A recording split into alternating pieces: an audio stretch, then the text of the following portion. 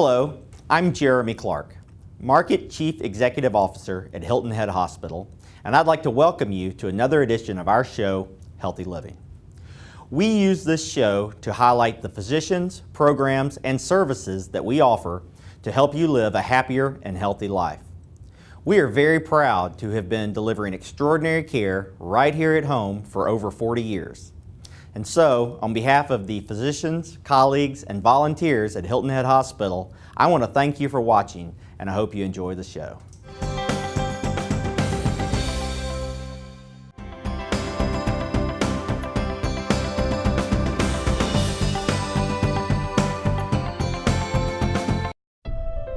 Pain. It can be different things for different people. A shoulder that takes you out of the game. A knee that stops you in your tracks. Ready to return to a better you? Hilton Head Hospital is here, right in the Lowcountry, to help heal what hurts. From diagnosis to treatment to full recovery, our fellowship-trained orthopedic specialists are committed to getting you back to your best. Hilton Head Hospital. Extraordinary care right here at home. No one likes to wait, especially in any ER waiting room. I mean, when I'm sick or my family has a medical issue, I don't feel like waiting around with a lot of other people. Not to mention they're sick too. Honey. And my family does not wait patiently. You can imagine how uncomfortable and how long it can seem. But then I found out it doesn't have to be that way. I can check in online and wait anywhere I want. What's not to love? It's the smarter way to ER at Hilton Head Hospital.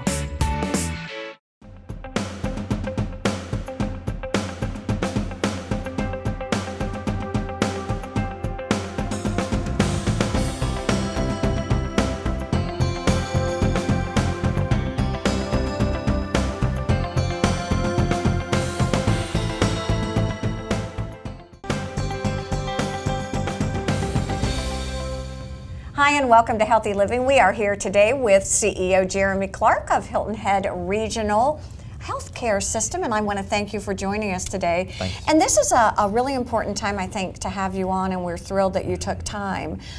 We are post-Hurricane Matthew, and I think we all had some very teachable moments during this event, Sure. and very much want to know about the hospital and the healthcare system, because you are, like many of our first responders, someone that we turn to for leadership. Can you share a little bit about how the process works for you and for the hospital, from when did you evacuate and how all that works? Sure. Well, first of all, thank you for having me today. This is something that we've learned a lot about ourselves, about this community, and I personally have just been so thankful for everyone in this community and so inspired by everything that we've seen over the last couple of weeks. It's been really impressive. So I appreciate you sitting down and talking with me today. You know, the decision to evacuate a hospital is not one that's made lightly. There's a lot of logistics that go into it, but it's one that we actually drill and plan for, you know, we've done this for years. And so we have policies and procedures in place. We partner with the town to do mock drills. We partner with other hospitals in the state to do mock drills. And so, you know, when the preparation for this event really started years ago. Okay. Really started years ago. And so we've had a lot of practice in simulations, but obviously not the real thing. But we made the decision to evacuate when the governor issued her mandatory medical evacuation. Okay. We believed that that was in the best interest of our patients, the best interest of our caregivers, and quite frankly, the best interest of our community as well. So we started that evacuation on Wednesday prior to the storm. I believe that was October 5th. I can't even imagine what that procedure's like. Well, first and foremost, we want to make sure that everyone is safe. Okay. And so patients that are able to be safely discharged are discharged. Got it. We also went about canceling all elective procedures. Any elective surgeries or other tests, we just canceled those so that our staff could focus on taking care of our most critical patients. At that point, we had really already begun the process of reaching out to other hospitals within the state, and I can't say enough about the generosity and compassion that we saw from other hospitals in the state. And do you have reciprocity, or do you have other hospitals that basically reach out and say, we have room, or? You know, what's great about this state is that everyone comes together in a time of emergency. And so we've got great relationships with other hospitals in the state. We were able to pick up the phone and make the call, and often the response was, what do you need? Wow. How can we help? And so, we sent many of our patients to Rock Hill, to Piedmont Medical Center, to Lexington, to Providence, wow. one to the Medical College of Georgia. So it was really just a statewide and even multi-state with Georgia effort to make sure that these patients continue to receive safe, high-quality care. What's interesting to me about what you're saying is it's not simply transporting a patient, it is family. I mean, the logistics have to be really... It's really incredible logistics. EMS providers making a 4-hour one-way run and then turning around and coming back to take another patient, working with the families to make sure they know where their loved ones are going. And in multiple cases, we sent staff along with these patients. Many times the hospital said, hey, we've got the room, but if you can send some staff, that'll help. And so we had many of our nurses actually went and worked in other hospitals for many days last week to help with that transition. So the first step is safety of patients. Right. And then what happens? How do you divide up your hospital staff and your physicians? I can't imagine. Well, it was a lot of communication. Okay. And so we found Excellent communication. We were constantly in communication with the town and make sure that we were on the same page. And part of our emergency plan includes this evacuation. So that's all been a part of our planning from the beginning. But second of all, it was very deliberate closing of the hospital. So once the decision was made to evacuate, we discharged safely the patients we could. We started working on the transfer process. Then we closed the front doors of the hospital, then we announced that we would be closing the ER the following day. And so we tried to get that message out there that we were in the process of evacuating, and again, just to make sure that all of our current patients were safe, but also so that the rest of the community understood where we were going as well. One of the things that you shared with me a little bit when we were preparing is that you have teams of professionals. How does all that work? We have great professionals, and we do divide up into teams. We'll have a team A and a team B, and one team will really focus on the shutdown, the evacuation, and the initial reopening, and another team will come in to spell them and relieve them so that people are able to continue to safely work. And so these are all by volunteer. Over the course of the year, people will volunteer to be a part of these teams. Usually, we'll start talking about this in the spring. That in this case, who wants to be a part of these teams? And we had great response from our colleagues and our medical staff throughout the year. And most years, fortunately, we don't need to implement this. But this year, when we did, they really stepped up and did a great job. What are some of the things that people may not think about when evacuating a hospital? As we're sitting here talking and I'm actively listening, one part of my brain is like, oh my gosh, there's everything. When you said ER, ICU, patient rooms, food, equipment, how do you even? It's all of that, and so it's getting our patients safely, 4 hours away, 5 hours away through EMS transport. Also through some patients went on a medical bus that could carry multiple patients. It's making sure that they have the staff that can take care of them, and really focusing on our patients first. But then it also is our colleagues, making sure that they are getting out and we're giving them ample time to evacuate when needed.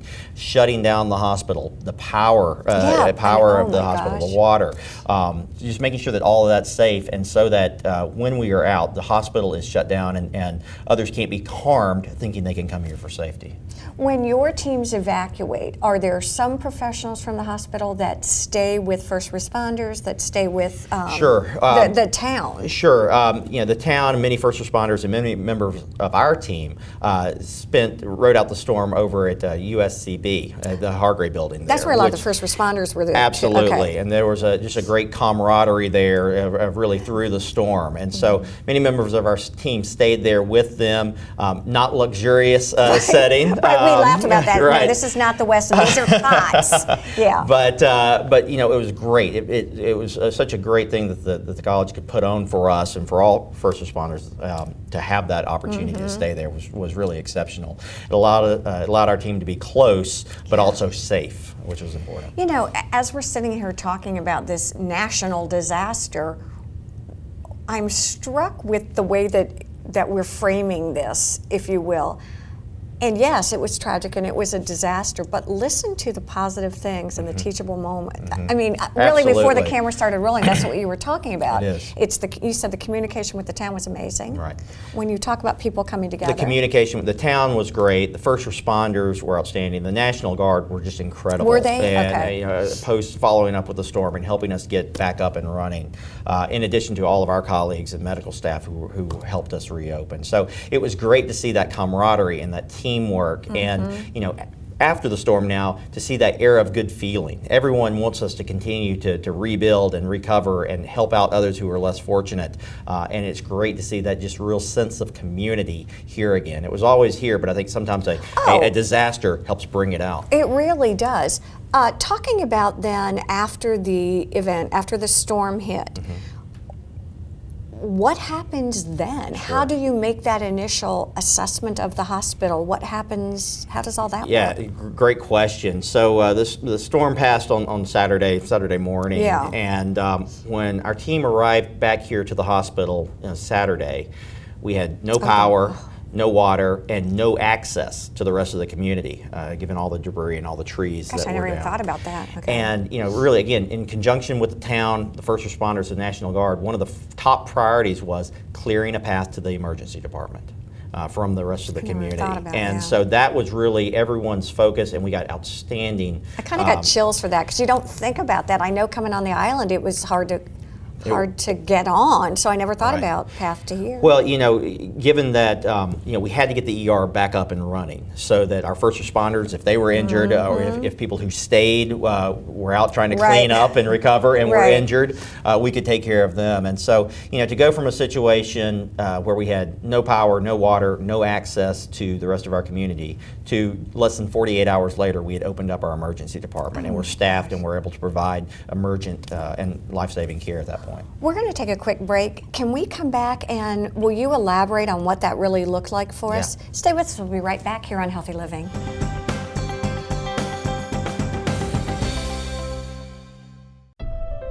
Pain. It can be different things for different people. A shoulder that takes you out of the game. A knee that stops you in your tracks. Ready to return to a better you? Hilton Head Hospital is here, right in the Low Country, to help heal what hurts. From diagnosis to treatment to full recovery, our fellowship-trained orthopedic specialists are committed to getting you back to your best. Hilton Head Hospital. Extraordinary care right here at home. Hilton Head Regional Medical Center is located at 25 Hospital Center Boulevard. When traveling east on William Hilton Parkway, make a left-hand turn on Beach City Road, and the next left, Hospital Center Boulevard will be located just past the Hilton Head Library. Coastal Carolina Hospital is located on US 278 at Exit 8 on I-95. Telephone is 843-784-8000. On the web, www.coastalhospital.com. The vision for Hilton Head Spine Center is very clear. It's to provide world-class spine care to our patients. Physical therapists were there. They were there holding you up. It's nice. I just love working with all of these patients and their families and getting to know them and helping them on their journey. My life is definitely better, and I'm glad that I came here at Hilton Head Hospital.